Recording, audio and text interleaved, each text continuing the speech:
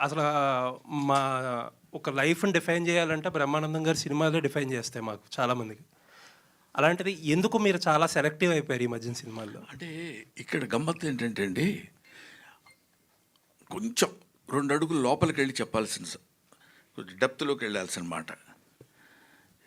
మనకొక అందమైన షాండేర్ లాంటి ఇమేజ్ ఉంది. బ్రహ్మాండం వాడు కనపడవాడు ఇప్పుడు మీరు చెప్పారే. దాన్ని రోజు ఆ షాండేర్ జాగ్రత్తగా మనం తుడుచుకుంటూ, దాన్ని పాలిష్ చేసుకుంటూ, అందంగా దాన్ని చూసుకుని చాలా బాగుంది అనుకోవటం వేరు. అదే పిచ్చి పిచ్చిగా దాన్ని అలా వదిలేసుకుంటూ వెళ్ళిపోయాం అనుకోండి, బూజు పెట్టిపోద్ది. దాంతో ఇంతకుముందు బాగుండేదిరా బ్రహ్మాండం కామెడీ, ఈ మధ్య చేస్తున్నాడు కానీ నవ్వు రావట్లా అనే ఇంతకుముందు పూర్వ చరిత్రలో కొంతమంది కమెడియన్స్ దగ్గర మనం విన్నాం అన్నమాట.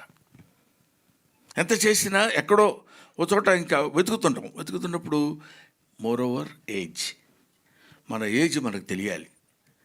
నేను తలకి రంగేశాను, లేకపోతే నా పరిస్థితి ఎలా ఉండేది తెలుసా? అది ఆయన ఎవరో వెళ్ళిపోయాడా?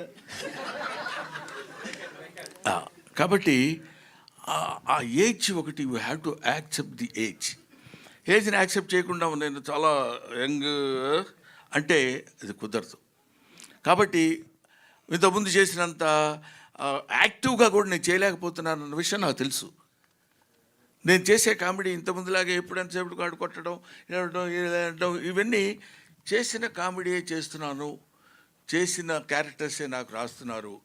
దీనివల్ల నాకు నా ఇమేజ్కి ఫర్ ఎవర్ గుర్తుపెట్టుకోవాలంటే కొన్ని మనం తగ్గించుకోవాలి అనే ఐడియా సెల్ఫ్ క్రిటిసిజంతో నేను తీసుకుంది. అంతేకానండి నాకు సినిమాల్లో నేను వేషాలు వేస్తామంటే వేషాలు లేక కాదు, వేషాలు ఇవ్వక కాదు, మనం చెయ్యలేక కాదు, చేసినదే ఎంత జాగ్రత్తగా చేసినా కూడా దొరికిపోకుండా ఉండాలంటే అదే నా లైన్లో వస్తున్నాడని ఇందాక ఊరికి సరదాగా అనలేదు నేను వెన్నెల కిషోర్కి హీరో వేషాలు వచ్చినా ఇంకేమైనా వచ్చినా ఇక్కడ ఇది మనం చేస్తే లాభం లేదు, వద్దు అనుకుని తన లైన్ తను చూసేసుకుని వెళ్ళిపోవటం. That criticism, self criticism is more necessary.